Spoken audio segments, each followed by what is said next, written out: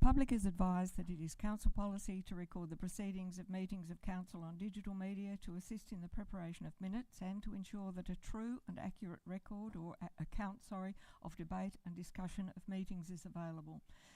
This audio recording is authorised by the Local Government Meeting Procedures Regulations 2015. I would like to begin by acknowledging the traditional owners and custodians of the land on which we meet today, the Tomagina people, and pay our respects to those that have passed before us, their history and their culture. I'd also like to introduce our staff that are supporting the council meeting tonight.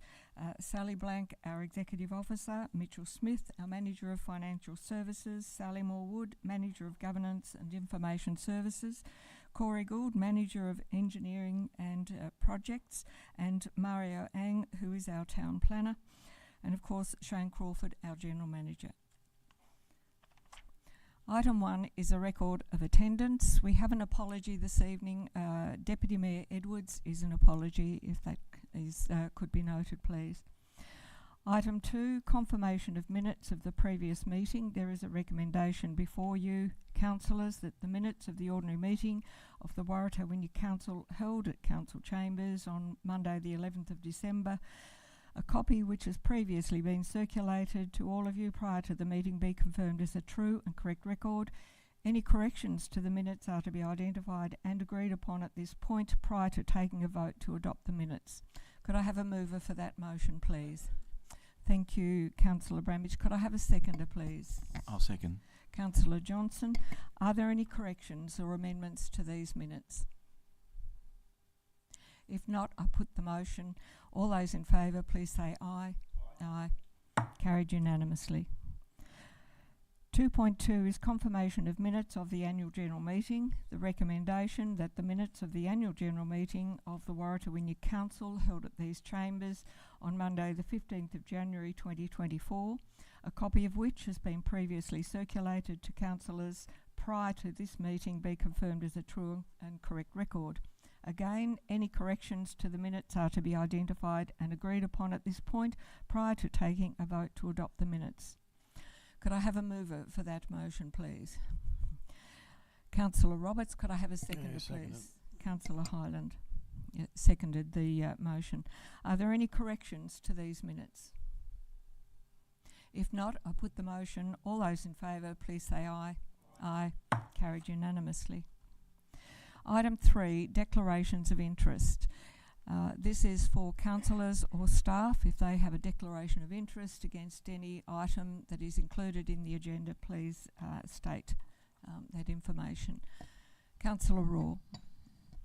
Yes, for 9.4, please, the realignment and readdressing of Walker Street. Thank you, Councillor Raw. Are there any further declarations of interest from the staff or from councillors? If not, I'll move on to councillors' announcements and report. Announcements by the Mayor, I have none this evening. The Mayor's communications, there is a recommendation there before you, councillors, that councillors note the Mayor's communications. Could I have a... Thank you, Councillor Bramage, seconded Councillor Roberts. Are there any comments or questions about my communications during this time? If not, I'll put this particular motion. All those in favour, please say aye. Aye. Carried unanimously. 4.4 is a notification of council workshops. There is a recommendation before you, councillors, that the council note the following workshops. Could I have a mover, please? Councillor Roberts. Councillor Courtney seconded the motion. Is there any discussion from the floor, please? No discussion. I put the motion. All those in favour, please say aye. Aye. Carried unanimously. We're moving on to item 5, public questions and statements. We have a question taken on notice from the previous meeting from Mr Ewington with a response. 5.2, public questions received in writing. None have been received. Public questions without notice. The Council encourages community participation in its meetings through the opportunity for public questions and statements. Consistent with Council's core values, councillors and staff strive to ensure all people are treated with respect and integrity. We expect our residents and ratepayers to apply similar standards in their dealings with council. As Mayor, it is my responsibility to maintain the orderly conduct of council meetings and to determine whether a question or statement is out of order due to the use of offensive, objectionable or defamatory expressions. I remind everyone that Council's meeting procedures that were adopted at the March Council meeting should be noted that a maximum of 3 questions may be asked per person. Any parts to questions are considered questions. All questions to be asked before a response is provided. There is a time limit of 3 minutes per person to ask questions. And I will be keeping a check on the time limit during this meeting. Once a question is answered, there is to be no debate on that question. Public statements are limited to a maximum of 3 minutes per person. There is to be no questions or discussion related to a statement. And I ask members of the public to show proper consideration and courtesy in their comments.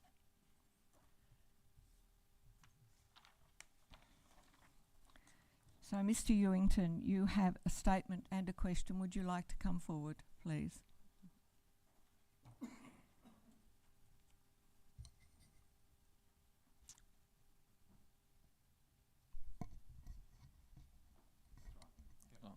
All good? Statement. Access and inclusion is important for the community to put in place for the community to prosper and grow. All members of the community, including members with disability, have the right to having safe access to all parts of the community and return home. In relation to accident reporting and action by the council, in 2018 there was an issue in Jackson Street where an elderly pedestrian tripped and fell. This was reported to the council. The council went down and investigated and found that the trip matter wasn't high enough to take action upon. The first item, the lady broke her arm. The second lady came along in a fortnight's time and broke her wrist. I feel this action hasn't been handled correctly because accident incidents are important that you take action quickly and make it safe and do an investigation. And I feel that this council lacks in that format, which is a concerning matter.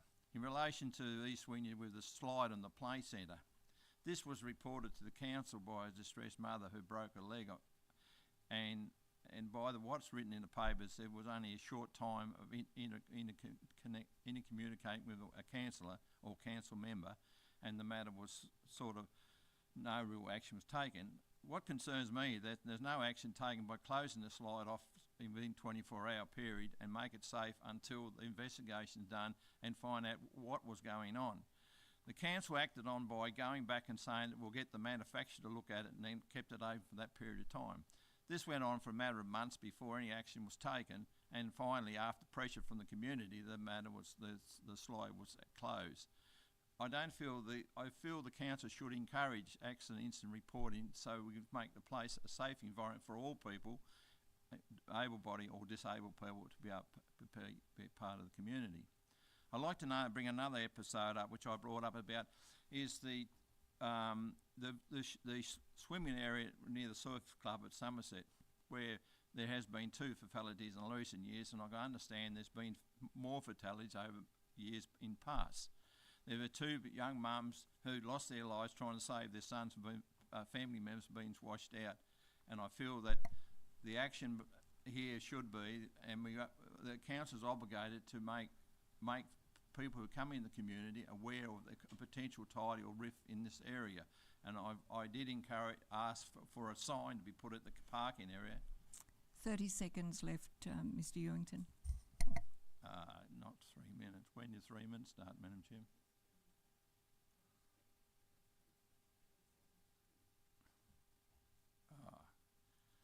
Wow.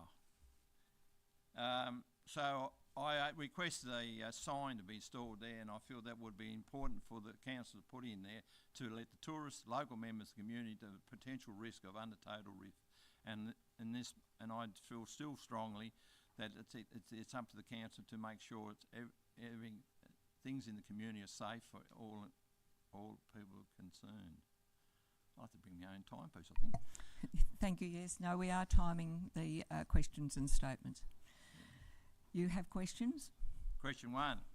Concrete footpaths is so important part for the access and inclusion for all members of the community to be part to walk, including members with disability, restricting movement issues, being allowed to enter the town centre and visit members of the community, allow interaction with all. The Waratah Council has indicated money is available to this current financial year to install new concrete paths, where in the past there was none to allow people to have access and inclusion within the community. As the financial year has passed the 6-month period, can the council provide the street names, including length of path installed, whereby new concrete footpaths have been installed on ground which previously no concrete paths were before? Thank you. Question 2. Question 2. Christmas has now passed for another year for the community. The council has made a very poor effort in promoting Christmas compared to other councils along the coast. The community groups run the Christmas parade, which this current season was excellent and well done to the working group.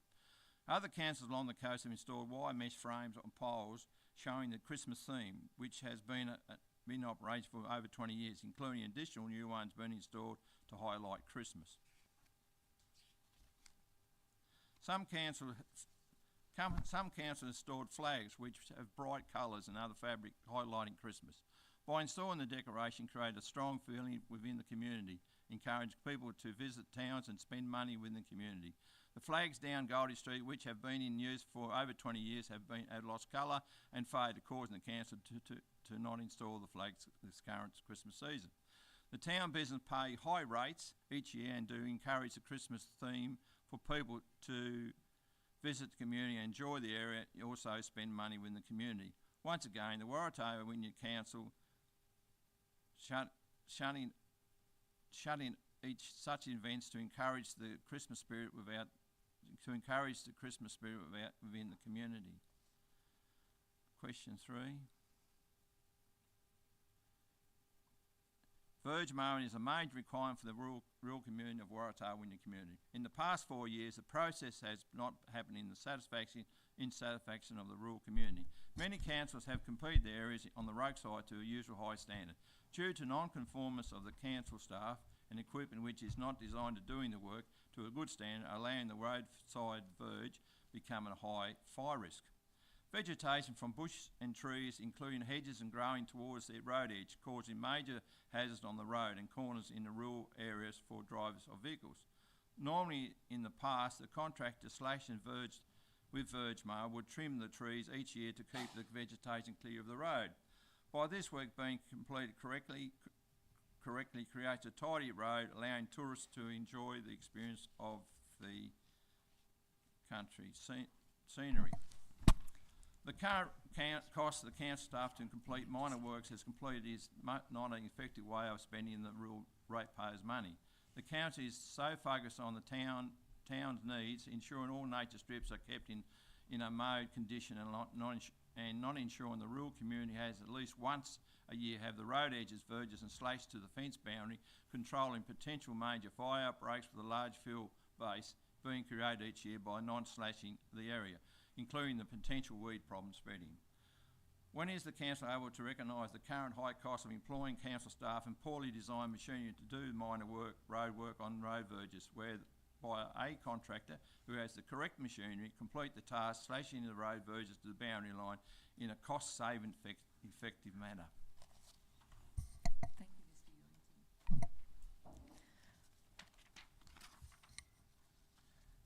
Thank you, Mr. Ewington. Through you, Mayor, thanks you for the questions, Mr. Ewington. In relation to the footpaths, to the best of my recollection, the Hog Street would be the area where we have created a new footpath this financial year that we're in now. I don't have the lengths of that particular section, but that is the area that we've had and the only area of new footpath, I believe, in this year's budget. We have done some work clearly around Jackson Street, so where we've replaced the pavers to the concrete footpath alongside Vincent Industries there, and between Vincent Industries and the fuel station. And obviously we've done the East Wynyard pedestrian crossing and associated linkages with that as well. So I think they're the majority of the footpath works that we have in the budget this financial year. Question 2, in relation to the Christmas decorations, look, I don't agree with your observations in that regard, Mr. Ewington, around councils shutting down such events or reduction in Christmas spirit, in your words. We have clearly, as a council, changed direction to what historically would be done at Christmas, but we believe that that is more in line with community expectation and modern thinking. In recent years, council has invested more in Christmas trees, and I think I've alluded to that in the past, that the community members like to stand alongside those trees and take photos and post them on Instagram and do those types of things, which is far more effective than flags on the top of poles, which don't have the same effect. We will continue to review our Christmas decorations. We'll continue to look at those. It was only last year that we did Letters to Santa. We had Christmas photos out of this very gallery where we had Santa here for a couple of weeks offering photos with the community. So whilst we haven't done the traditional council Christmas decorations and activities, there's still a lot that goes on in this space, and council will continue to review and invest in that area. And your final question was around verge mowing, roadside slashing. I guess the simplest way to comment to that is to say that certainly every year, as part of the budget, council works through and has a look at their roadside slashing. We are currently reviewing our road service level documents, and that, I guess, sets out the rules or guides council officers around the expectation around the mowing regimes. That will be a public document, is a public document, but the revision of that will come forward, I'm going to say this financial year, with any revisions to our road service levels. The matter between is an employee or a contractor the best way to go is something that we review regularly, and it was only in recent times clearly we changed the other way for a variety of reasons, and we'll continue to explore that into the future, what is the most cost effective and effective way of roadside slashing. So it maintains a matter of regular discussion with councillors. Thank you, Mr. Crawford. Mr. Spears, would you like to come forward? That's quite, you decide what's easiest for you. I did note that you do have a lot of notes there. There is a time limit of the 3 minutes. Let's see how you go. Flex. You might Quite happy to email my full statement to councillors after Thank tonight you. anyway, which Anyway. I'll also provide to Sally. Yeah, go for it. So good evening. I'd like to make a statement in regards to item 9.4, the proposed realignment addressing of Walker Street in Wynyard. I'd like to congratulate council staff on putting together the report and the background work that they've done. Is that on? Yes. To present the options to council. I make this statement after speaking to the majority of properties affected by all three options, which is actually those to the east of Dart Street. Therefore, I'd like to put forward a collective request from those residents for council to vote for option 3, or in the worst case, to defer a decision this evening to actually conduct community consultation as opposed to doing option 1 or 2. Majority of residents east of Dart Street are between 60 to 80 years old, with the oldest being 91. While the report suggests there will be minimal disruption, there'd actually be a significant level of personal impact, particularly for our older residents.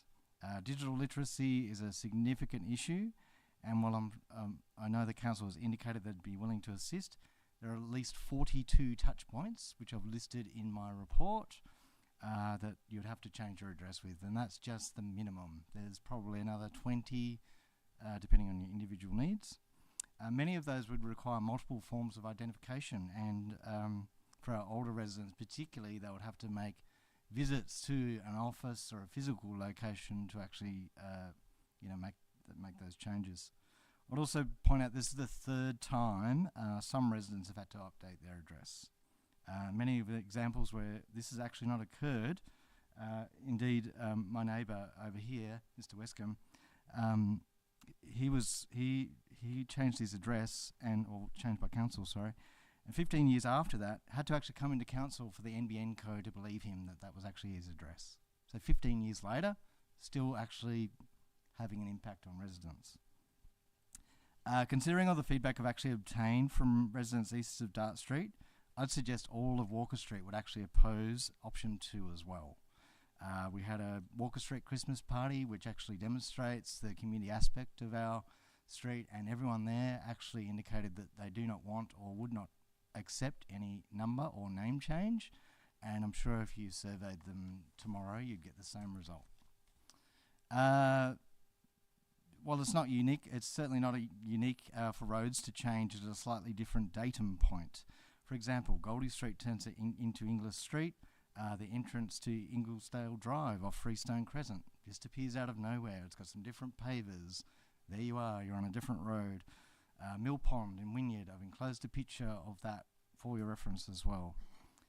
The property on the corner of June Close is named as a problem. Actually, no, it's not, because the driveway is physically on June Close. It's not actually on the corner of Walker Street, so it could be called 1 June Close. Actually not a problem. There's no problem there. The point that emergency services would find it difficult to navigate the change is also very difficult to argue or agree with without any evidence. I doubt they would use physical address. They'd be using GPS, Google Maps, other technology to locate properties. They wouldn't be looking at, is that number 1, is that number 3? They don't have the time for that. They'd be putting it into a device. I'd like to cover the lack of consultation. I'm not sure how much time I've got left. Only 3 properties were aware of the item on tonight's council agenda. That's absolutely quite wrong, and it actually goes against the very guidelines stated in your tonight's report that say consultation is not necessary. So I'll just quickly list those. 2.2, requirements for consultation. Basically, place names have an important role within the community, with many names, including road names, having a direct effect on individuals. It's essential that community is adequately consulted as part of the process in the development of a place name proposal, and opportunity is provided to ensure that the proposed name is acceptable to the community as well as conforming to these guidelines. 7.11, relevant council is to ensure that the proposed road name conforms to the guidelines and undertakes appropriate advertising and consultation to ensure community support. That has not occurred until now, because I did it on the weekend, so thank you. Road and street name proposals should be endorsed by the elected council members, so yes, please do so. Any proposal to alter a road name must provide evidence that affected residents have been consulted. We have not been consulted until now, because I did it. The council, together with the relevant road authority, if appropriate, is to undertake this consultation. And 7.14, for major new road realignments and bypass roads, the name must be selected so as not to cause any confusion with existing road names. Yep, great, for a contiguous section of road, but the preference, I put the very strong emphasis on the word preference, is to adopt the name. It doesn't say must, will do, by order of the state government. It says preference. So it's only a preference, it's not a rule, it's not stuck in concrete. Also in the Australian Standard, it says enduring road names at 4.6.1, road names are intended to be enduring and shall only be changed only when necessary. I don't think this is a necessary road change. In closing, I'll present the list of names and signatures by most affected residents and property owners I was able to contact on the weekend as evidence of their support of option 3. I certainly recommend councillors considering voting for this option in the best interests of those residents. I've included with my statement an appendix of the most common organisations that need to be contacted to change your address, an example of the signage at Mill Pond Court, and a photograph of June Close with the number 1 clearly actually on June Close. Anyone's welcome to come out. I'll literally show you where it is. I can see it from my house. It's literally on June Close. That's it. Thank you very much. As you've concluded, Is that it? Any more? That's it. Thank you. That's it? Yeah. Thank you very much, Mr. Spears. Jane Shepherd, you have a statement as well. Also about Walker Street. Tall enough to stand up. Could you pull the microphone around so that, yes, yeah. Is that better? Thank you. Good evening, Mayor and councillors, and thank you for this opportunity to explain my concerns about the realignment and readdressing of Walker Street Wynyard, as in item 9.4 in the agenda for your meeting tonight. As Corey has explained, the eastern end of Walker Street from Dart Street has a demographic whose everyday lives would be severely impacted by a change of address. This may seem trivial. However, many households, including mine, house elderly and unwell adults with life-limiting disease that require high levels of daily care from partners, families and outside support agencies. Not only does this mean multiple and specific contacts to change address, it also requires a high level of energy and motivation that, quite honestly, I don't have. As a full-time carer and a part-time worker, I would need to take full responsibility for this task, including the second and third follow-ups that we know would be needed to embed this change. We appreciate Council's offer to write letters, but our contacts are everyday, frequent and often interconnect. Timing can be critical. For example, to be identified at an appointment via my address. Ordering medications at the pharmacy, I'm identified by my address. And contacting funding agencies for care packages, I identify by my address. I know my example isn't unique because we're a really connected community. The fact that there's 2 of us from 20 houses, 3 of us here tonight is indicative of that. Some neighbours don't have carers that live with them. They live with severe medical and health issues as well as mental issues. And they have, and as Corey says, they've also got low skills to make, monitor and interconnect a major change. From discussions at the weekend, some of them had no idea of this.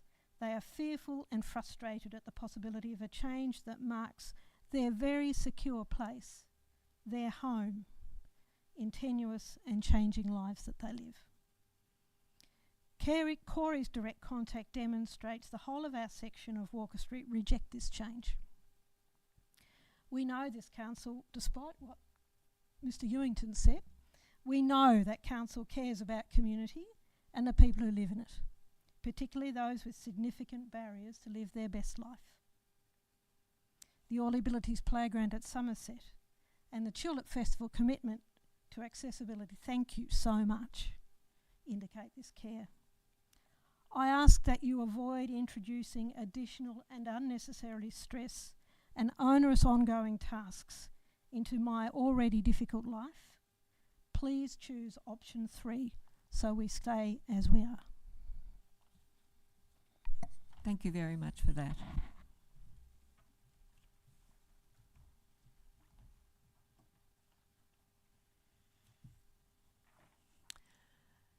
Dr. Crabber, I think you have a statement you wish to make this evening as well. If you come forward, please.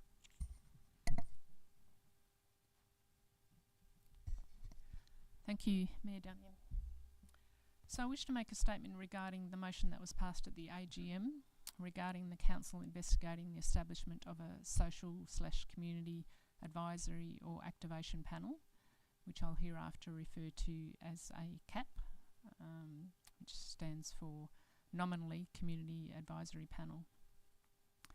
So the world is facing a climate emergency. In other words, unless we do something about climate change and other environmental problems, this generation faces ever declining standards of living, and we condemn both ourselves and future generations to less and less chances of surviving as a species into the future. One thing is for certain, we'll face ever more stresses on top of the economic stresses we currently face, such as high costs of living, housing shortages, mental health problems, etc. And just a basic look at the research shows that when we face stresses, we tend to be less kind and less compassionate towards others, just at a time when we need more of these virtues.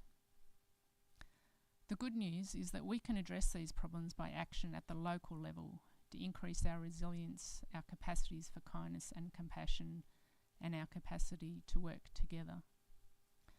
The proposal for a CAP precisely aims to build this capacity within our community. Another reason for the CAP is that the council is increasingly being called to provide more opportunities for community to have input into local decisions, but understandably would be frustrated with the low take-up of the current opportunities that council provides for community engagement. The cap would be an avenue to bridge this gap between community expectations and community capacity. Councils are also being expected to do more with less. The cap is a way to spread the load whereby the community can help to advance health and wellbeing and community engagement goals. While it has been suggested that this initiative should wait until the conclusion of the future of the local government review and the renewing of the council's health and wellbeing plans, etc., the core functions of council are very unlikely to change much as a result of the review, and in any case, health and wellbeing and community engagement are vital in underpinning all core current and future functions of councils. They are not optional extras. The cap would be a means of more effectively reviewing and revising the next round of health and wellbeing plans, the youth plan and age-friendly plan. It is a group that will still be needed regardless of the outcomes of the future of local government review. It would not involve duplication, as currently there does not exist a similar community council partnership to help address some of the greatest problems we have as a community. Finally, it was suggested that some councils are unclear as to the objectives of a cap. Using the language that has been developed for the panel that I propose that this would be modelled on, the Sustainability and Environmental Advisory Panel, the Waratah Wynyard cap aims to be a collaborative partnership between council and the community to inform and advise council on health and wellbeing and community engagement matters. The purpose of the cap would be to inform and advise council on health and wellbeing and community engagement issues and council's role in increasing the health and wellbeing and engagement of our community in Waratah Wynyard. The CAP would particularly advise on the implementation, monitoring and review of the health and wellbeing plan in the first instance, but could also consider the youth and age-friendly plans. Thank you, Mayor. Thank you, Dr. Crabber. And I had a statement. You have a question? Yeah, sorry, that was a statement, and then I have a question. Sorry, yeah. My question is, can there be a 2-minute break if council meetings involving the public go longer than, for example, 2 hours, in line with health and wellbeing advice, to give attendees a chance to stand up and stretch, etc.? It's appreciated that the length of meetings is mostly out of the control of council. However, for those of us, e.g. with injuries, who find it very uncomfortable to sit for long periods, a short break would be appreciated. And this may actually increase the productivity of meetings, as the increased oxygen to the brain can make clear thinking easier. Thank you. Thank you, Dr. Crabber.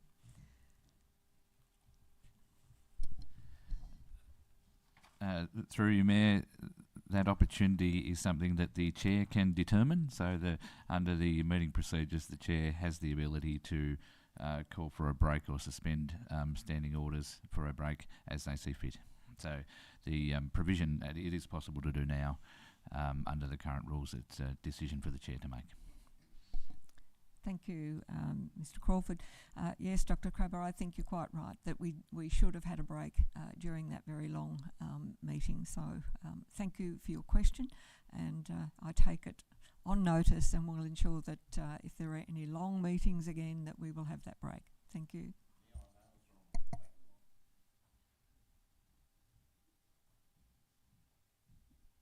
Thank you, Councillor Bramage. So now we're moving into the Planning Authority, and that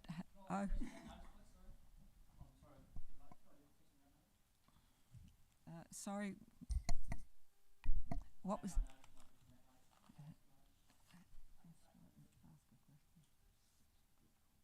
Okay, come forward then, thanks.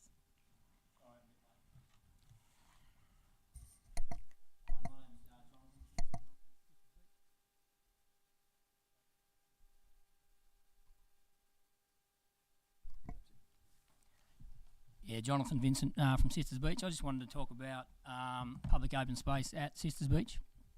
Just briefly, so Sisters Beach is a town that's growing quite rapidly in the last few years. We've had a number of subdivisions, and unlike a lot of other towns, Sisters Beach hasn't had much town planning. It's been a series of subdivisions over the last 70 or 80 years, so it's, as a result of that, we've ended up with not much public open space.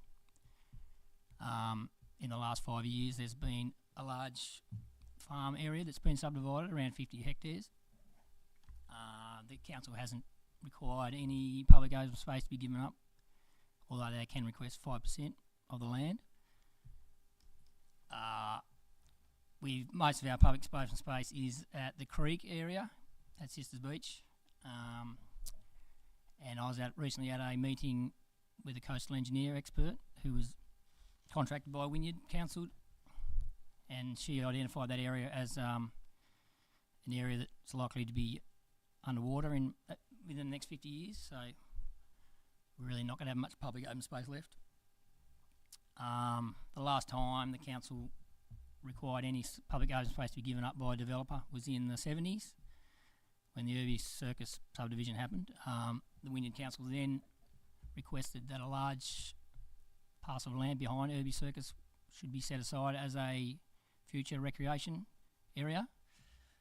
And for anyone who doesn't know what's happened to that, the council held that for about 30 years and then subdivided and sold that off. So that one's gone. So in the last 5 years, there's been 3 subdivisions all along behind Irby Boulevard, and I think we've had a big wasted opportunity there where we could have gathered some land to build some nice pathways or wildlife corridors, but it hasn't happened. So I think in the future we're going to end up with quite a large population down there, the way things are going. So there's around 50 blocks in that area at the moment, with another 30 or so earmarked coming up very soon, I think. There's a DA in tonight for one of the blocks, and those blocks are restricted to one dwelling only, but it seems that visitor accommodation's unrestricted down there, so this one's going to have a house and 3 accommodation units for a start. So if we look at it that way, we're going to end up with probably maybe 1,500 to 2,000 people living in Sisters Beach in the next 20 to 30 years, I guess. There's no room for a sports ground or a recreation facility or a hall, so I think we sort of owe it to ourselves and the future generations to probably set aside a bit of land now while we have the opportunity. So yeah, I was looking at a map of Wynyard that was drawn up in 1857 of the town of Wynyard, and there was quite a few public open space blocks marked on that map, and that's the land we're enjoying now. So those guys, 100 odd years ago, they had the foresight to put that land aside, and that's what we're enjoying now. So I think we owe it to the future generations, even if we don't want to use that land now, to set it aside. So yeah, there's a new subdivision coming up. It's been identified on the last subdivision as stage 3. I think my question is, will the Wynyard Council request that subdivider to provide 5% of that land as public open space for Sisters Beach for the future? I know the last subdivision, the council took cash, 5% cash, which is very handy, I know, but it doesn't, once all the land's gone, it won't be much use to us.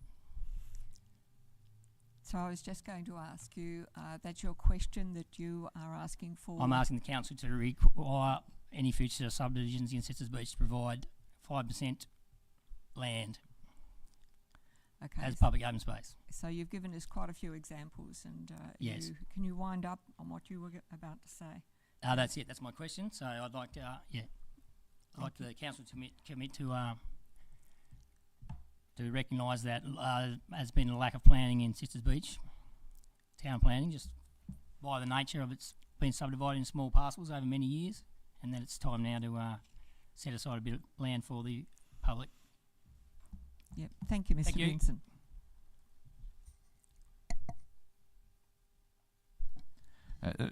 Through me, look, it's probably not possible for us to respond to that question tonight. It's something the council would obviously need to consider and make decisions in line with the public open space contribution policy. But we note the point that you've raised, Mr. Vincent. Thank you.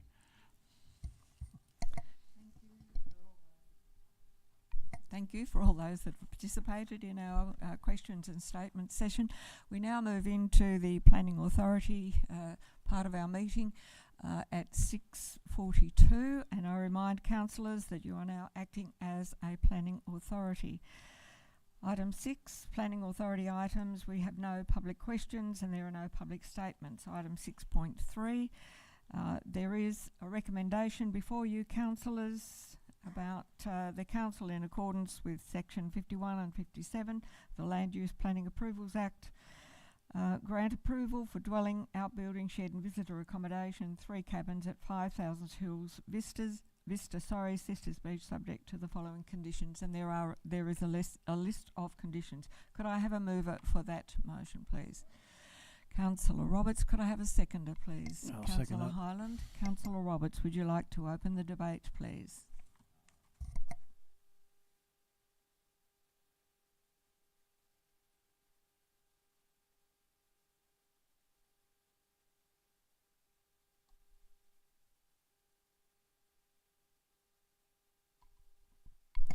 I just want to quickly make a note that obviously I will be following Council's recommendations on this, but that was an excellent point that you made, Mr. Vincent, and absolutely the future of Sisters Beach is something we definitely should look at. So thank you.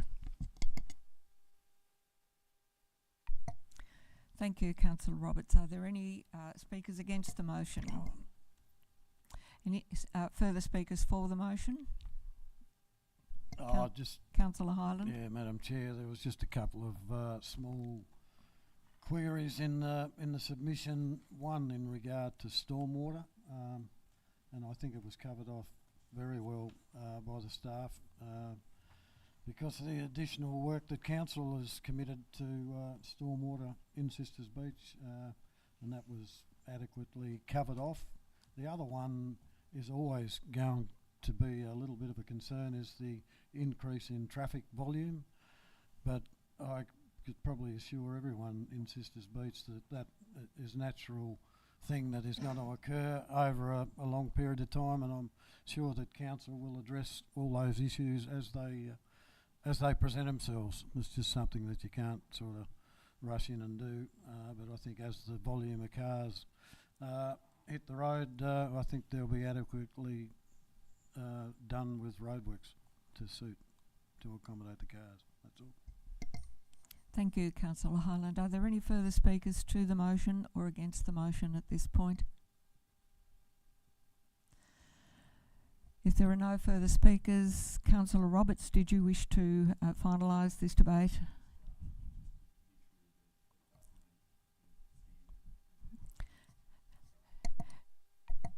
Thank you, Councillor Roberts. You need to speak into the microphone. Yep. Thank you very much. Okay, if there are no further speakers to the motion, for or against, I put the motion. All those in favour, please say aye. Aye. Carried unanimously. The Planning Authority is now closed at 6:45. Item 7, matters raised by councillors. 7.1, responses to questions taken on notice from the previous meeting. A question from Councillor Bramich. There has been a response provided. 7.2, we have received no questions in writing. 7.3, councillor questions without notice. Are there, Councillor Courtney, would you... I'd like to just hand out a screenshot from our council page before I ask the first question, if that's okay.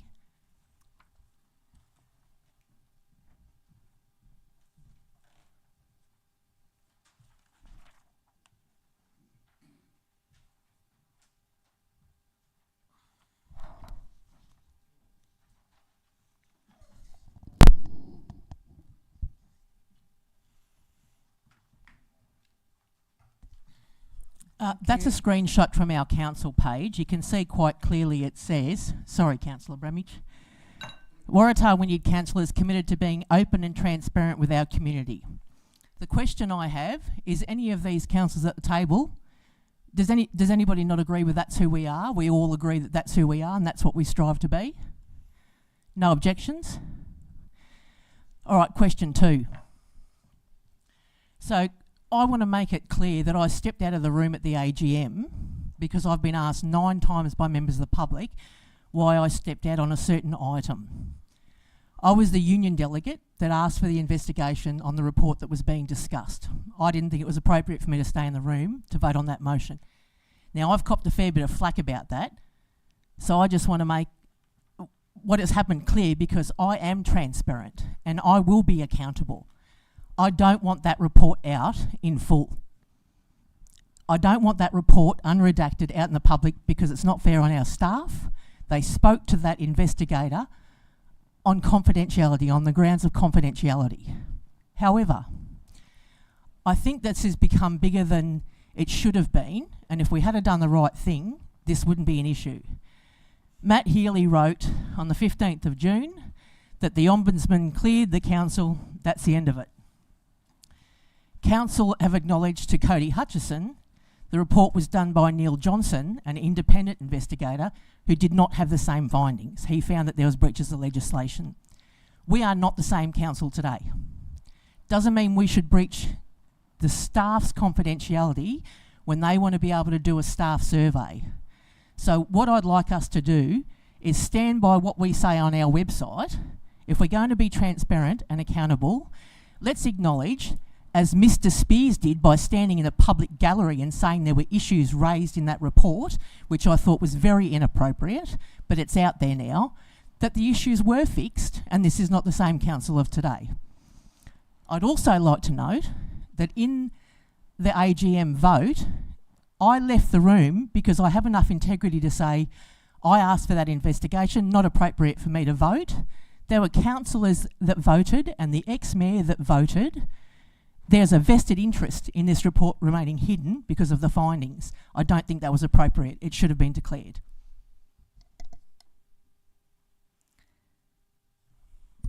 Thank you, Councillor Courtney. So your question without notice is? I'd like to release a summary of what the report said that acknowledges what Mr. Johnson found, not what Mr. Healy wants us to believe the Ombudsman did, and to show that we are not the same council, that we have fixed things. We don't have the same culture problem that we had back then. I think that that's transparent. That's what I would like us to do. That's my question. Why can't we do what we're saying on our website that we do? Thank you for that question. Mr. James, do you wish to respond or take it on notice? Through me, nothing other than say that this is a question section of the agenda. It's not a section on the agenda where we can move motions or request actions. So it is an opportunity to ask questions. So I can't respond in relation to will council or won't council in that space. That would need to be dealt with at a separate time. Sorry, I'll reframe. My second question, why did the people that voted not declare an interest when it's clear that we don't want this out because of what happened back then and there is an interest in keeping it secret? Why did we not say, I have an interest in this not being released because I was sitting on council at the time? I think we'll take that question on notice, Councillor Courtney. Are there any further questions from the councillors, please? No further questions. Notices of motion, point 8. Nil received. 9 reports of officers and committee. The AGM motion. There is a recommendation that council form, the option 1 is form a social and community activation panel, or option 2 is defer the decision on creation of a social and community activation panel until further detail can be provided and discussed at workshop regarding the proposed benefits and aims of such a group. Could I have a mover for that motion, please? I'd actually like to defer until the workshop's held.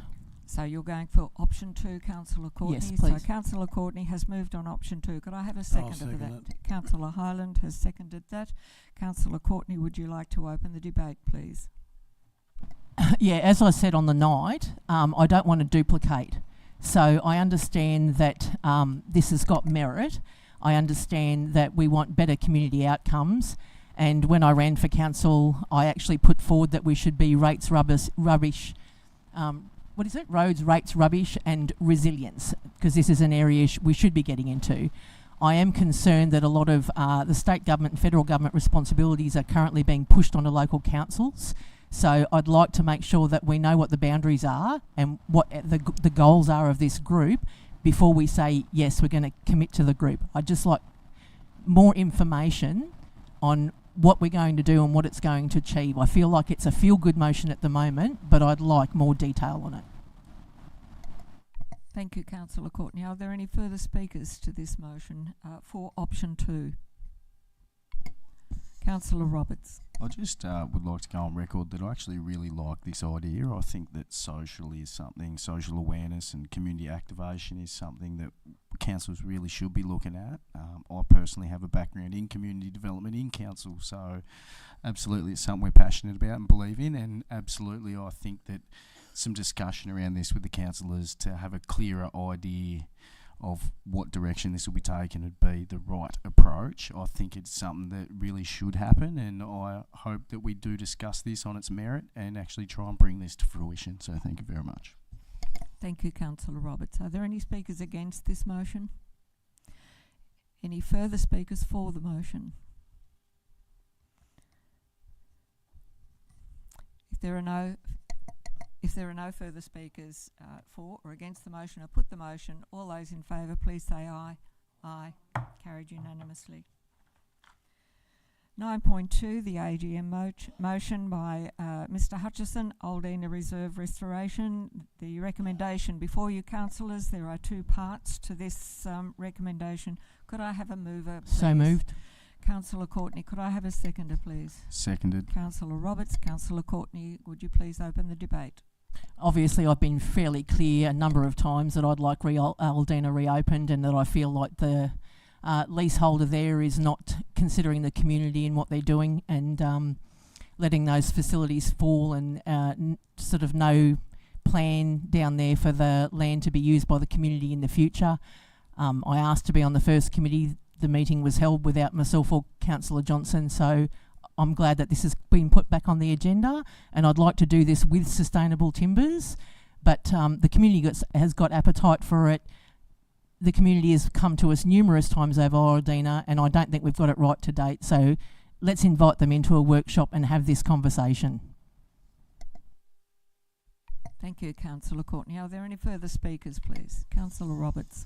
Much like Dr Crabber's motion previously, this is a direction I really would like to see council go down, but I absolutely must stress that it's not a company line to say the amount of preparation that would have to go into something like this. I think the journey will start with one step, and if we can have that one step being that we get the relevant stakeholders together to discuss and identify potential issues, I do think I really like the conclusion that's recommended that it should be listed as an annual plan action in future financial years. So if we can start the conversation now and perhaps start the idea about what exact plans we'll be doing in future years, I think that is a good faith sign for both the community and the council. So let's meet in the middle on this one and see where it takes us. So thank you very much. Thank you, Councillor Roberts. Councillor Hyland. Yeah, thanks, Madam Chair. I'll be speaking strongly against the motion. I wouldn't recommend council take on a lease on a site in which it is not aware of the associated costs, risks or community benefit. At this stage, there is no confirmed plan for the site or interested groups who wish to manage it, despite well-publicised calls for expressions of interest. At the last community meeting held, members agreed the best course of action was for people with ideas to contact Sustainable Timbers directly, as it is their land. Yes, Sustainable Timbers stated clearly at the meeting the land is part of a working forest, more so now than in the past. Strongly recommend against it. Thank you. Thank you, Councillor Hyland. Are there any further speakers for the motion? Any more speakers against this particular motion? Councillor Bramich.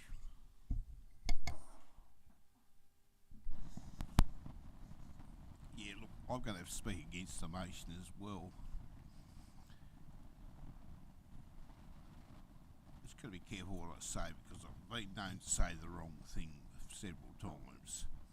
Look, I understand it would be a fantastic idea to get that up and running, but I don't think council should have anything to do with it at this stage. Put it back to the community to come up with a plan. We heard from 13 or 14 or 15 other night, whatever. We need a plan of what they're going to do, how they're going to want to use it. Then we could talk to Sustainable Timber if Sustainable Timber's interested. But until then, we're going to get nowhere. There's no good of council talking to Sustainable Timber now, because Sustainable Timber's going to say, well, what are you going to use it for? We don't know. We can only guess.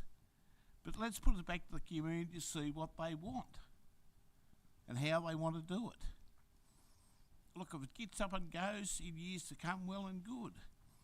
But I don't think at this stage council should put any money or anything like that into getting anything going. Let the community come to us with a plan of what they want.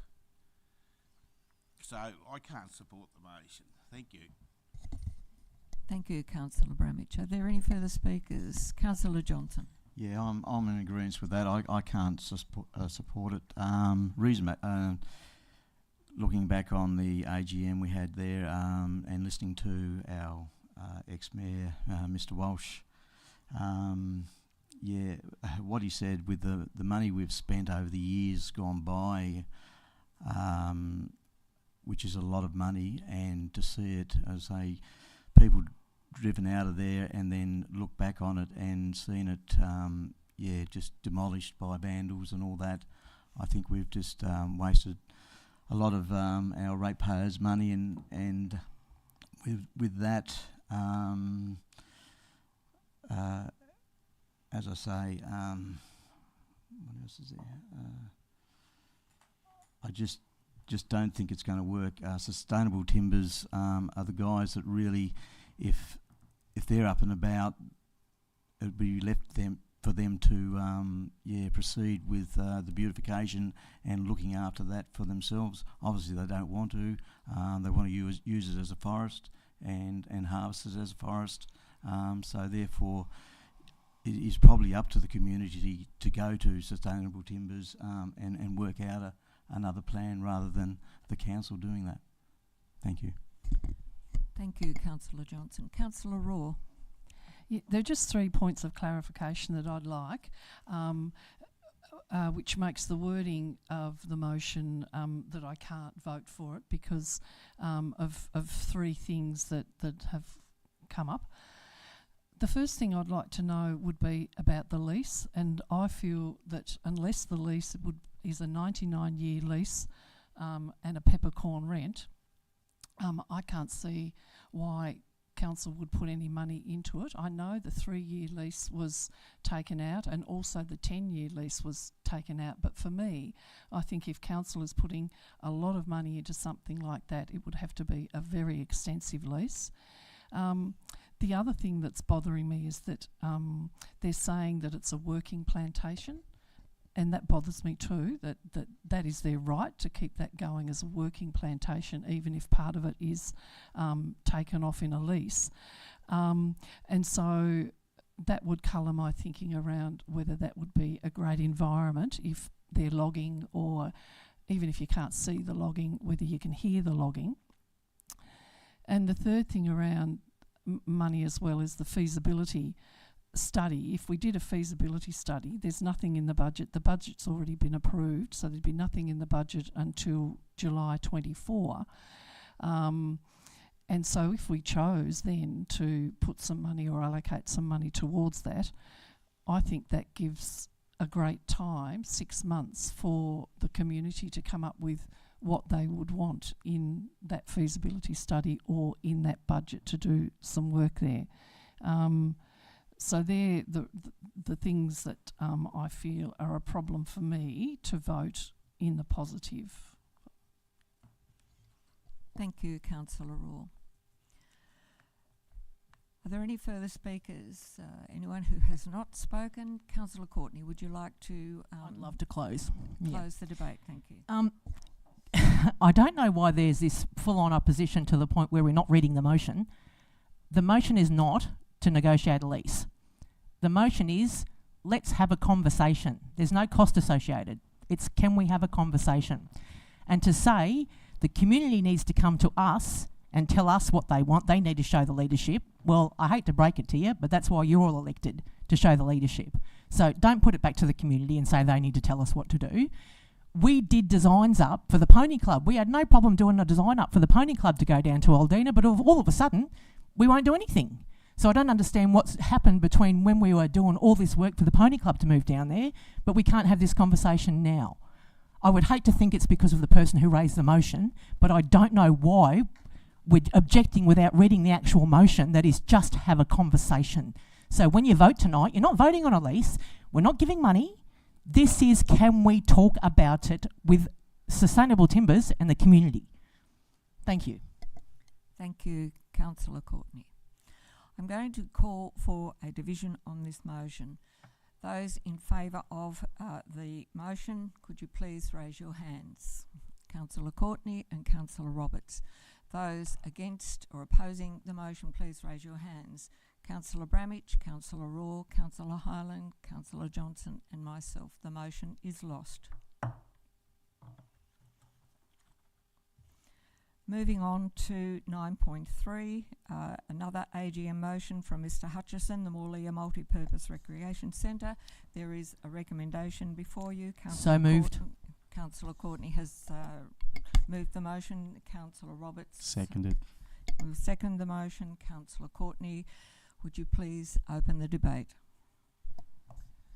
The AGM is for the community to come along and put motions forward that the community voted on. The community voted that this needed to come to this meeting for discussion because they believed in it. I don't understand why we have a problem with a feasibility study. This feasibility study could cost $2,000, $5,000. It could cost $100,000, but let's face it, we're not going to go into it that far. We just want to look at maybe where the population's going to grow and whether maybe there's a good idea to put a facility out there. I don't understand, again, why we're ignoring what the community's asking us to do. This is just... consider putting it out there, get someone to do a consultation on whether that's a good idea, and if it is a good idea, what we should have there. It's a feasibility study that could be done pretty cheaply. So for us to sit here and say we recommend that we overrule the public's vote, that we have this feasibility study, I think is a little bit arrogant. So Councillor Courtney, you've moved this recommendation that the council determine not to proceed with the feasibility. No, I'm saying it's fairly rude for us to determine that we shouldn't. I'm asking you about your recommendation, which you moved. Okay, I'm against it then.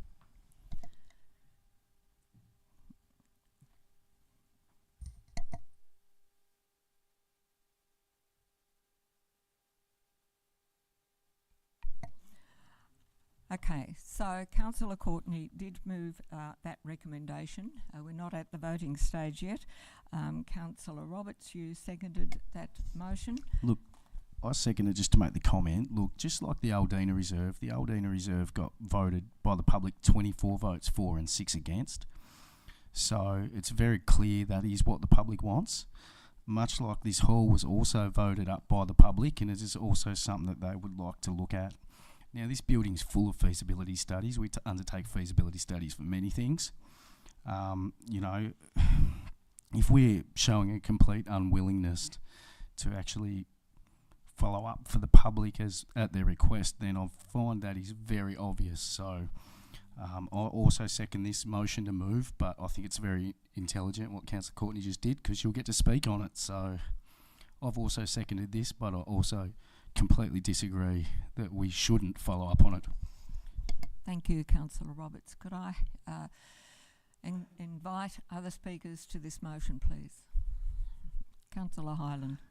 Thanks, Madam Chair. Yeah, it becomes a bit confusing, but anyway, But I think at some stage you just have to you need to have a bit of a reality check on even with what council the community their wish list. I think and then it's up to the council, which someone pointed out tonight. The laws were elected to do something, and they should be doing it. Well, we've got an opportunity now either to put council in over its head with debt, with something that's probably won't be needed at Morley for another 150 years. So I think it just it's an idea. It's a good idea with the things he's came up with, but it's not the right location.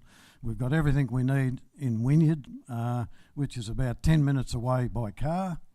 And we went through a bit of this the other night. Once upon a time, Wynyard used to have a hospital. Things change. People move in different directions. And you put the facilities where they're most needed.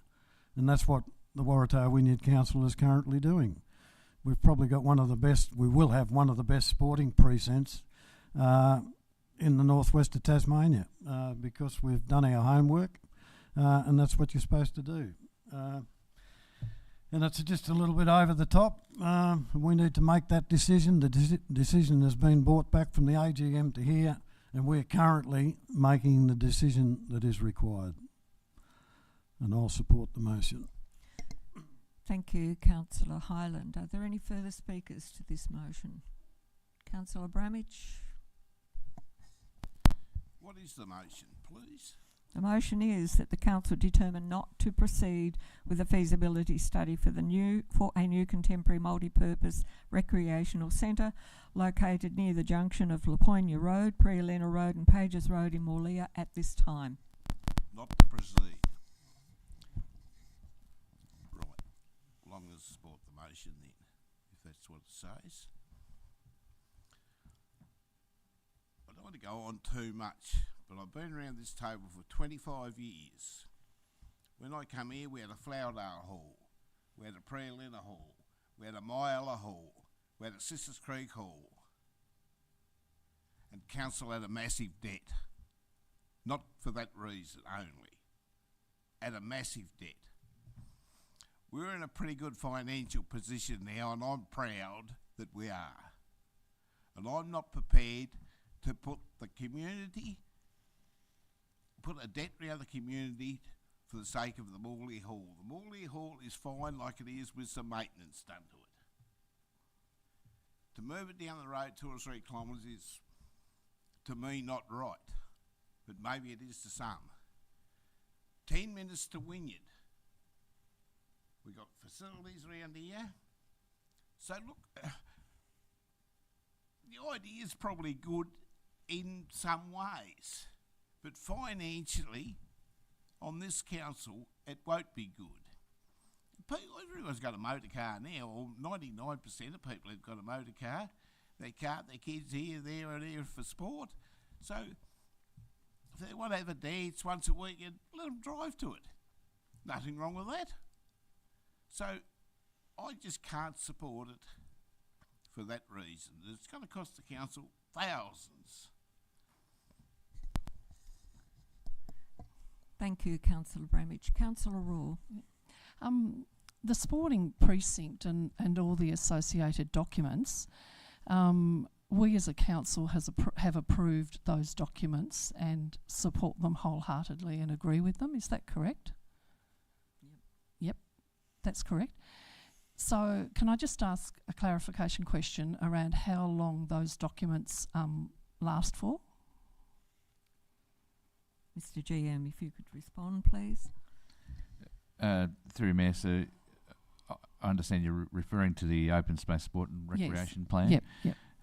So that had a 10-year life on it before we'd do a full review. So at a guess, I'd imagine there's probably a year or two left on, a couple of years perhaps, before council would make a determination as to whether to review and create or develop another plan, or whether to let it lapse, or what direction it would like to go. Yeah.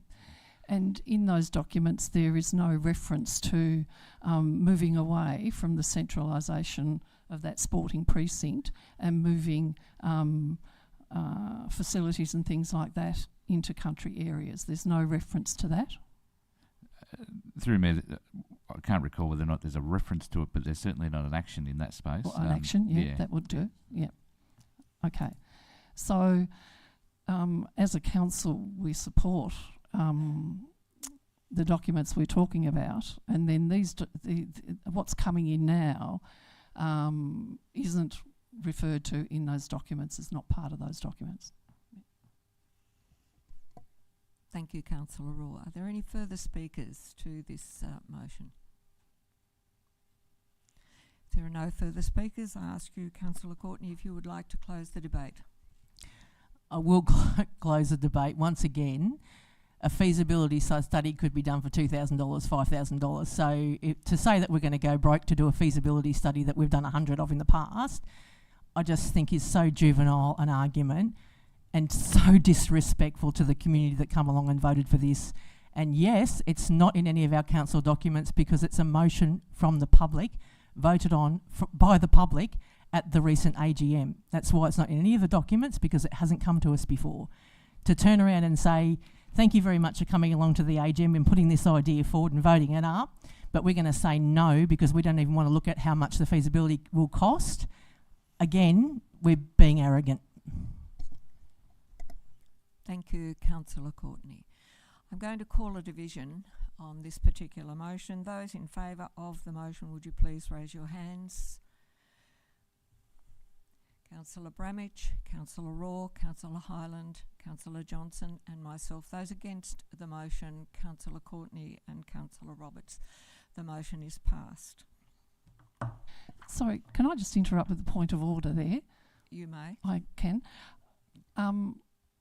I'm finding it difficult to be referred to at least twice as being arrogant, and I feel my motions tonight, or how I'm behaving tonight, I think is a considered, thought through way of working, and I find it offensive to be called arrogant in a public meeting. Thank you, Councillor Raw. Moving on to 9.4, realignment, addressing of Walker Street. There is a recommendation there that Council adopt option 1 as outlined to use Dart Street as the new datum point for Walker Street, assigning a new name east from this point. Councillor Hyland. Oh, first of all, Councillor Raw is leaving the chambers. Councillor Hyland. I'd move that this item lay on the table. You want to defer the motion? Defer the motion if I Thank can you. get a seconder. Yep. I'll second it. Councillor Roberts has seconded deferring this particular motion. Councillor Hyland, would you like to speak to this motion, please? Thanks, Madam Chair. Yeah, it's fairly obvious that we need to have some consultation, in particular with the houses that are proposed to be affected in that area. So, and I think council staff will take care of that. Thank you, Councillor Hyland. Councillor Roberts. As mentioned multiple times, the communication is very important between the public and the council, and I find that I actually spoke to Mr. Spears about this, which contacted me about this, and I actually told him that I'm very willing to vote for option 1 as outlined. But the one thing that got me to probably change my mind... Point of order, Madam Chair. Procedural motion. It's not an open debate. I'm seconding his point. I'll just get that clarified, thank you.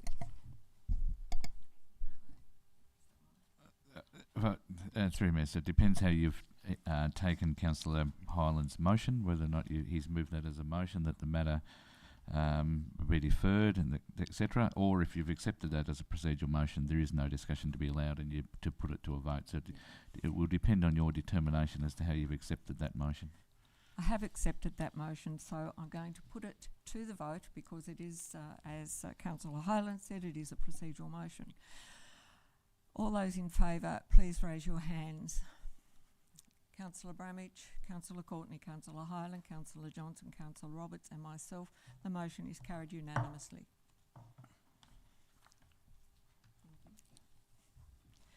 9.5, Crater Coast Waste Management Group membership. Thank you, Councillor Hyland.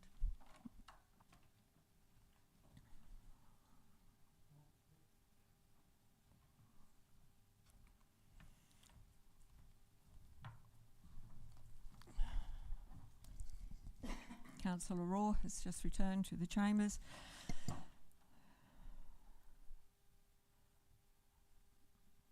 Item 9.5, the recommendation is that Council endorse the new terms of reference of the Cradle Coast Waste Management Group to include King Island and West Coast Councils into the group. Could I have a mover for this So motion, moved. please? Councillor Roberts, could I have a seconder? Sorry, who was that? Councillor Courtney. Councillor Roberts, do you wish to open any debate about this particular motion? I just actually want to say that I think this is a really positive move. This is actually, it's obviously a good direction to head in terms of waste management. And as people see with this Cradle Coast Working Group and also FOGO rolling out, as we're about to see, I think it's a positive direction for waste management for our councils. Thank you, Councillor Roberts. Are there any further speakers to this motion? If not, Councillor Bramage. Thank you. I just got some questions, if I may, that I've been getting over the weekend, the last few days from ratepayers, is that they're going to have a fortnightly rubbish collection with a 120 litre wheelie bin. Is that correct? Through Mayor, at the risk of diverting the discussion, those questions aren't relevant to the matter that is before us tonight. The matter before you at the moment is in relation to the Cradle Coast Waste Management Group and the membership of King Island and West Coast Councils. With your permission, I was going to lead to the Cradle Coast with your responses, I hope. But if I'm not permitted, I will probably... As stated by the General Manager, FOGO is not relevant to the recommendation put before the councillors. Yeah, I realise that. Well, I guess I'll have to talk later with yous to get some answers so I can tell the ratepayers that's got a concern. Thank you. That would be appropriate. Thank you, Councillor Bramage. Okay, so are there any further speakers for or against this motion? Councillor Raw. Yeah, I'd like to speak for it. I think this is the most crucial point to the success of FOGO, and that's around the communication strategy, how good this strategy will be. Oh, sorry.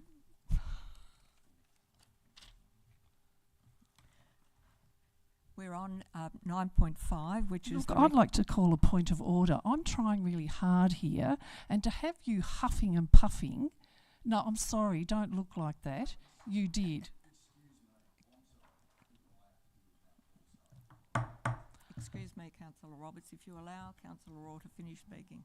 Look, my apology. I came back in, I jumped back into my notes, and I'm sorry, I turned a page and I went to the next one, and I apologise for that, and I'm sorry that I've caused people the need to huff and puff.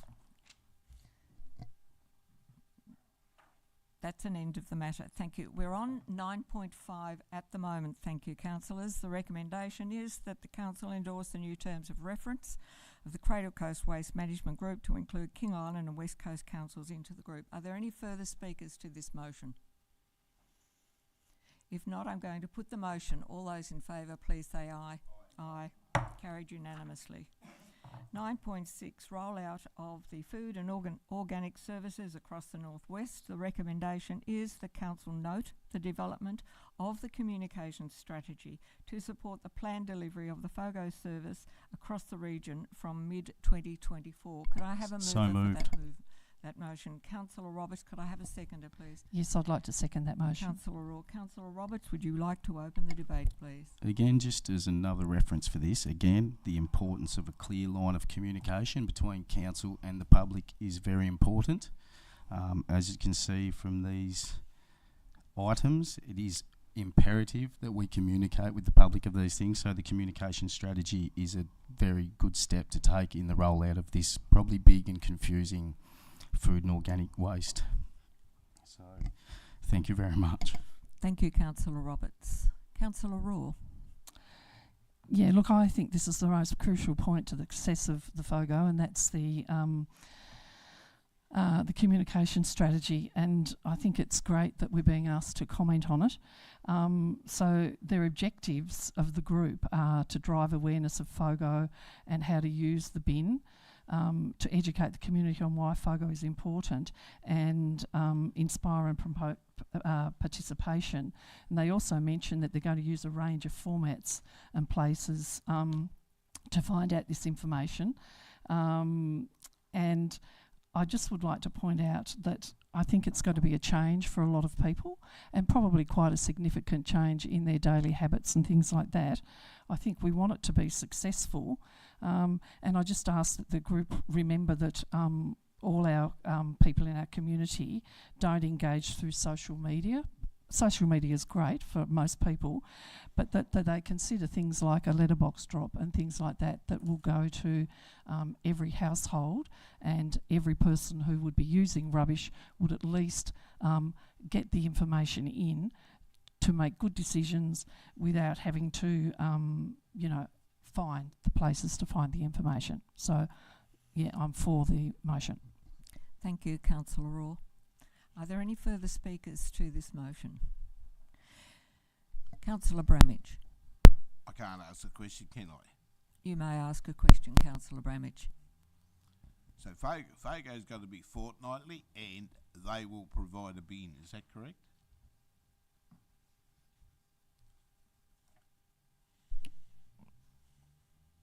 I believe that's correct. Yeah. Yeah. Well, that's what I've been telling people. I guess the question is, can they use the same garbage bin when that's been picked up fortnightly? That's got to go back to fortnightly. The garbage, can they use the same bin, or have they got to get a 140 litre? No, there'll be different coloured bins. Yeah, yep. But I mean, with the rubbish, it's going to be cut back from weekly to fortnightly. That's correct? That's correct. Will they be able to use their 240 litre bin, which they use now, or 120? They have to buy their own little bin. I'm not sure I follow the gist of the question, Councillor Bramage, but perhaps we'll take this offline and have a discussion. Well, Yep. The Central Coast had their fortnightly one with the FOGO, and they've got a 120 litre wheelie bin. Is that what we're planning on doing, the same as?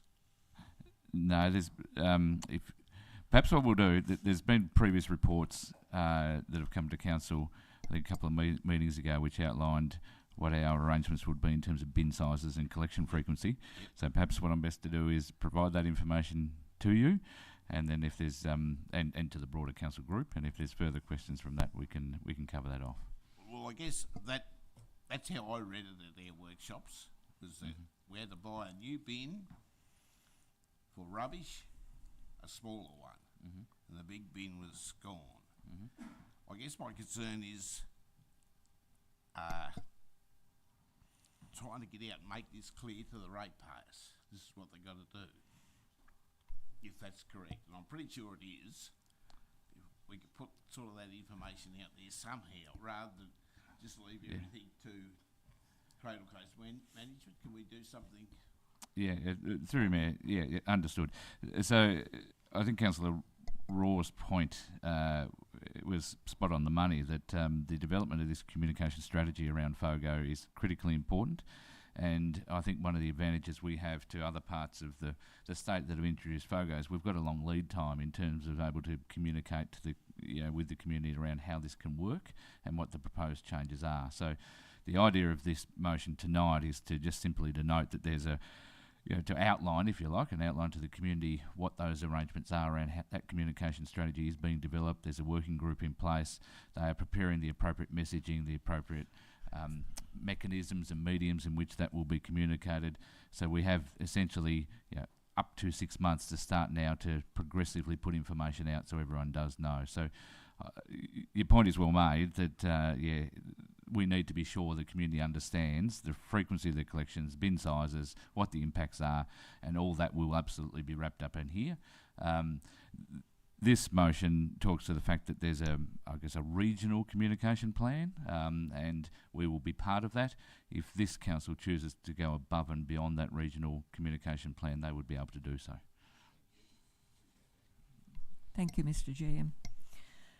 Are there any further questions, please? Councillor Hyland. I'd just like to add a little bit there. When we were doing the discussions, and understandably there's going to be a lot more correct information go around, but it was pretty clear, I thought, that came from our engineer, was the small bin would be provided, possibly at a maximum cost to the residents of around $7 to $10. Like it wasn't a huge expense, but that overall bin and the fact that it was going back to fortnightly pickup, there'd be a difference there, and that was the figures Daniel put out there.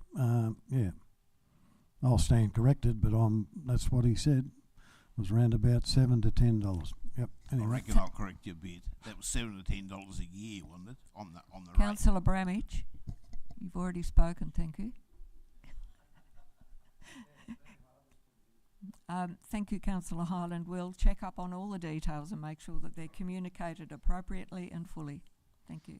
Are there any further speakers to this motion? Councillor Roberts. Just in closing, Thank you. the details here, if anyone read the agenda, is that the details are councils across the northwest will be at the forefront in resource recovery in the state with the proposed commencement of the FOGO service from July 2024. To ensure people know how to effectively use the new green bin that will be delivered to most residents, information is being developed for presentation across a wide range of platforms. This work will be guided by the development of the communication strategy, professionally prepared and overseen by a group comprising councillors and staff from each of the councils in the regional FOGO collection contract. The objectives of the communications work is to drive awareness of the new FOGO service and how to utilise the bin effectively, educate the community on why FOGO is an important element of waste diversion, and inspire, promote participation by households. They've also got 5 more stages there that you can read that will tell you all about it. Thank you so much, Councillor Roberts. Are there any further speakers to this motion? If not, I'm going to put the motion. All those in favour, please say aye. Aye. Carried unanimously. 9.7, Management of Slender Thistles, an update. The recommendation is that Council note the update on current slender thistle management practices.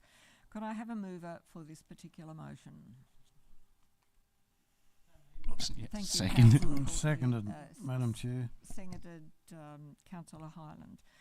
Councillor Courtney, did you wish to open any debate on this? Thank you. Are there any other speakers to this motion? If not, I'll put the motion. All those in favour, please say aye. Aye. Carried unanimously.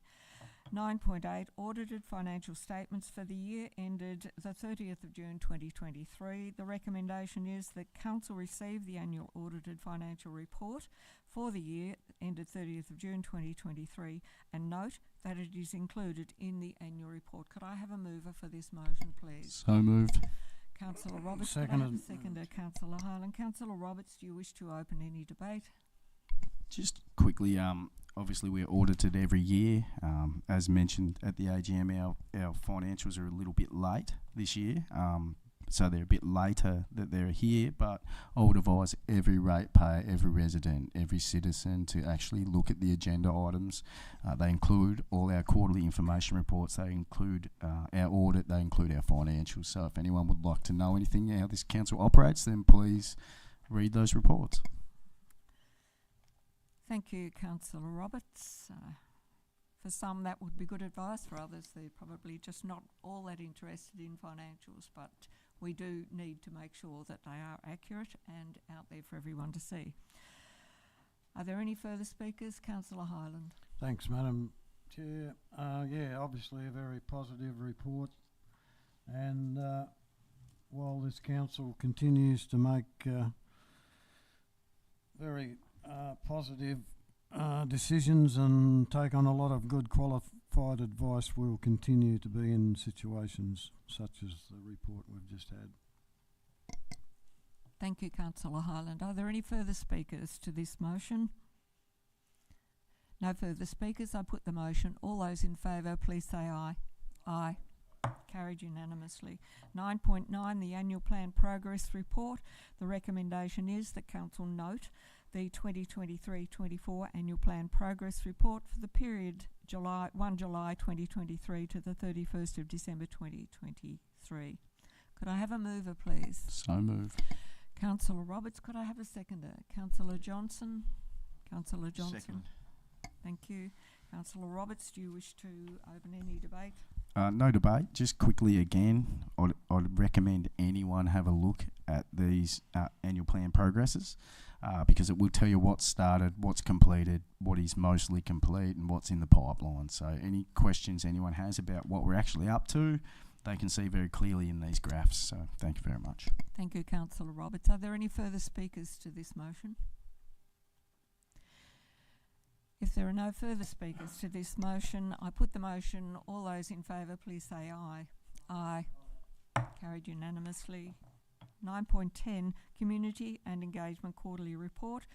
There is a recommendation before you, councillors, that the council note the quarterly information report for the Community and Engagement Department as of end December 2023. Could I have a mover, please? So moved. Councillor Roberts. Could I have a seconder? Councillor Courtney. Councillor Roberts, do you wish to open any debate? Just again, I sound like a broken record here.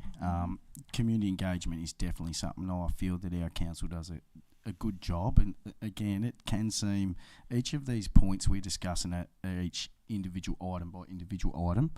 For those that want to see the great work we do engaging with our community, I would recommend reading this agenda, have a look at this report from community activation, and you will see what we get up to in our community, and it's positive.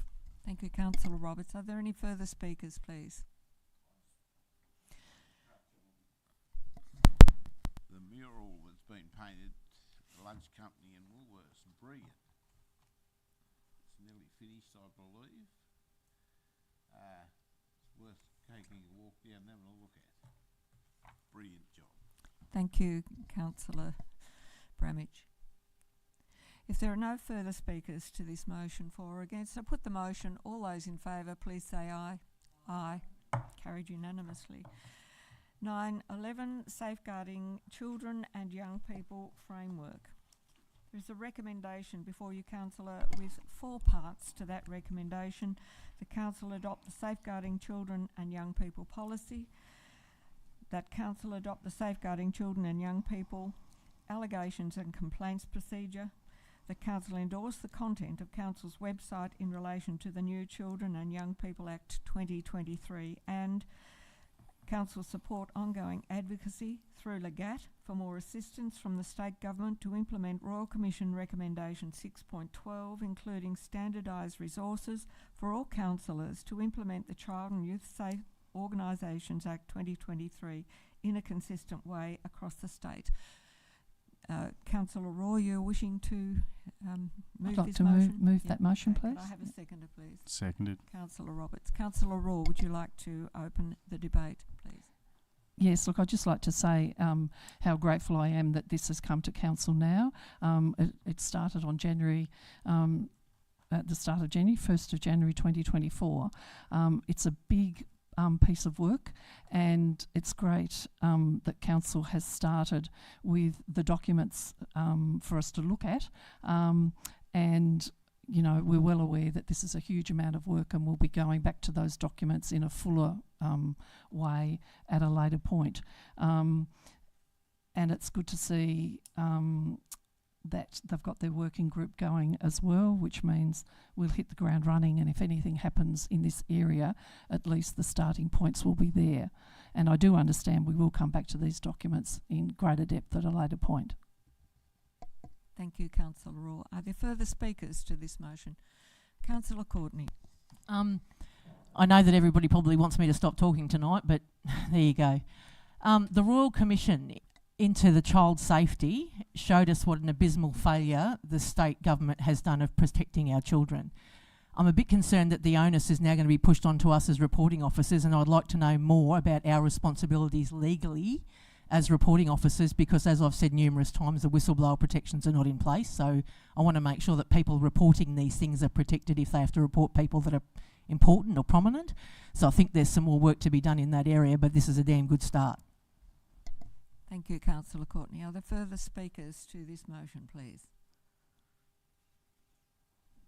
If there are no further speakers to this motion, I put the motion. All those in favour, please say aye. Aye. Carried unanimously. Whoops.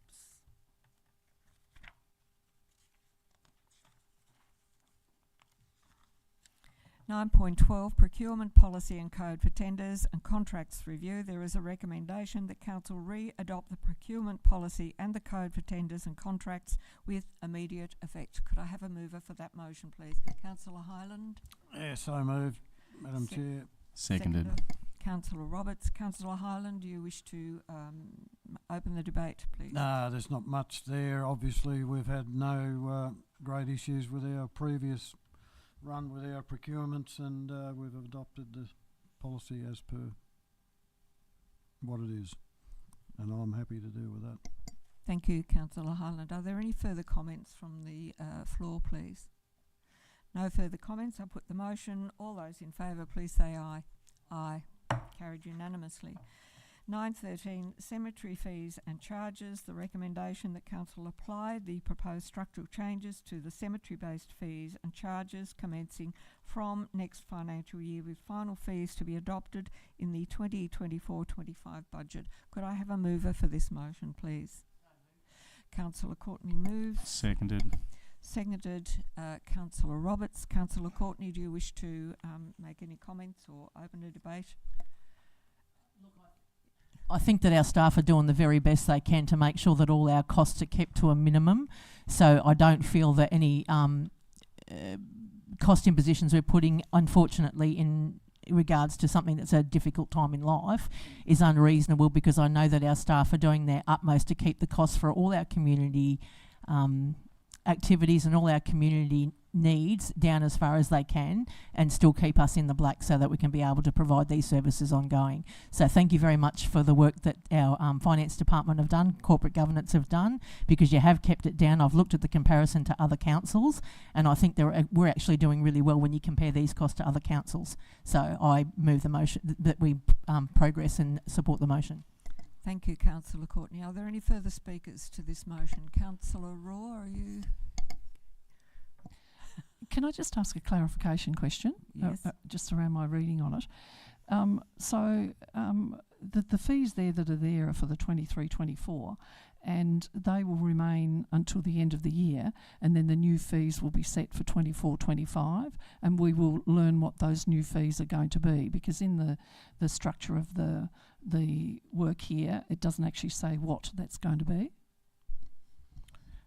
Through me, that's correct. So the report in front of you tonight is to, I guess, approve the structure of the fees. Yep. And the figures and detail will come at a later date, and you'll adopt those revised fees in June. Yep. Thank you. Thank you, Councillor Raw. And Mr GM, are there any further speakers to this motion? If not, I put the motion. All those in favour, please say aye. Aye. Carried unanimously. 9.14 is the Senior Management Report. There is a recommendation, 2 parts. Note the monthly Senior Management Report, and note the submission made by the Managing Conflicts of Interest of Councillors discussion paper. Could I have a mover for that particular motion, please? So moved. Councillor Roberts. Seconded. Councillor Hyland seconded. Councillor Roberts, do you wish to open the debate? Look, I'm just going to say the same thing I've said several times in a row, and that is that I would highly recommend that any of our ratepayers, any of our citizens, any of our constituents actually read the monthly Senior Management Report. It's actually got a lot of good tidbits in there for those that have questions what's happening locally. So thank you. Thank you, Councillor Roberts. Are there any further speakers to this motion? If not, I'll put the motion. All those in favour, please say aye. Aye. Carried unanimously. 9:15, financial report for the period ended the 31st of December 2023. There is a recommendation that Council note this report for that period. Could I have a mover, please? So moved. Councillor Roberts, could I have a seconder, please? It's Councillor Courtney. Thank you. Do you wish to speak to this motion? I'll just quickly say again for now the 5th time in a row, please read these report, guys. I know that, as the Mayor has mentioned before, that not everyone's going to want to sit and look and read through the financial reports, but we safeguard assets and money for this community, so that everyone in this community has a right to know what's happening, and we'll stand by that. So thank you. Thank you, Councillor Roberts. Are there any further speakers to this motion? If not, I'll put the motion. All those in favour, please say aye. Aye.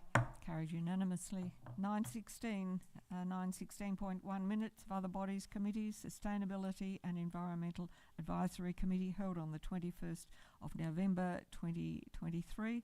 There is a recommendation, 2 parts, that the Council note the unconfirmed minutes of that meeting, and as part of the annual plan and budget deliberations for 2024-25, consider funding and actions in response to the following recommendations from CEEP. Engage with school community to investigate traffic flows to school nodes, ways to encourage young people to walk and ride to school and stay active, and review and replace the existing tree management policy adopted in February 2022 with a more comprehensive tree and vegetation management policy and strategy. Could I have a mover for that particular motion, please? Councillor Courtney has moved, seconded Councillor Roberts. Councillor Courtney, do you wish to open the debate? I don't intend to debate. I intend to support the motion, and I'd like to thank the CAP group for the work that they're doing. And I realise that it's not ideal that we're going to review a policy that we adopted in 2022, but with new information and with new expert advice from this panel, I think that it's prudent to do so. I think it's prudent to go back and review, because we don't always get it right the first time round. And when we do put a policy out there and a group comes back to us and says, look, we think you've got it wrong, I think it shows leadership that we review it with the new information. So I vote that we adopt it.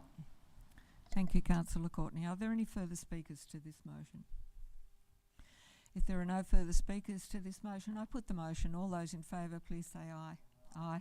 Carried unanimously.